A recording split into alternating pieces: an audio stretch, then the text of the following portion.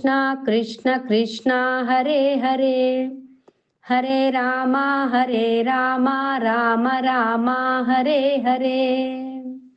శ్రీమద్భగవద్గీత యథాతథము షష్ఠాధ్యాయము ధ్యానయోగము శ్లోకము సంఖ్యలు 20, 21, 22, 23.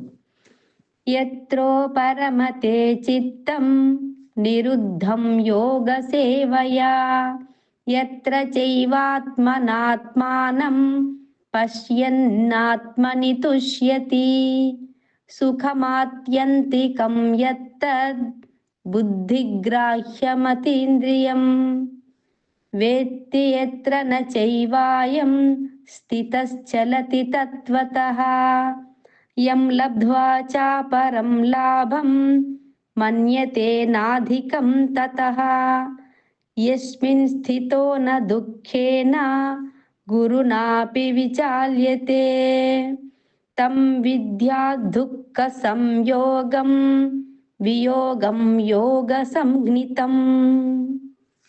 అనువాదము. సమాధి అని పిలువబడు పరిపూర్ణత్వపు స్థితిలో మానవుని మనస్సు సమస్త మానసిక కలాపముల నుండి యోగాభ్యాసము చేత నిరోధించబడును. శుద్ధమైన మనస్సుతో ఆత్మను వీక్షింపగలుగుట మరియు ఆత్మయందే ఆనందమును సుఖమును అనుభవించుట అను అతనికి గల సమర్థతను బట్టి ఈ పరిపూర్ణత్వపు స్థితిని నిర్ధారింపవచ్చును. అట్టి ఆనందకర స్థితిలో పవిత్రమైన ఇంద్రియముల ద్వారా అనుభూతికి వచ్చు అపరిమిత దివ్యానందములో మానవుడు ప్రతిష్ఠితుడగును. అట్లు ప్రతిష్ఠితుడైన అతడు ఎన్నడను సత్యము నుండి వైదొలగక దానికి మించిన మరొక అధిక లాభము లేదని భావించును.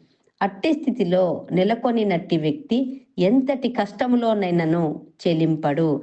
భౌతిక సంపర్కము చేత ఉత్పన్నమగు సమస్త దుఃఖముల నుండి పొందబడు నిజమైన ముక్తి ఇదియే. హరే కృష్ణ.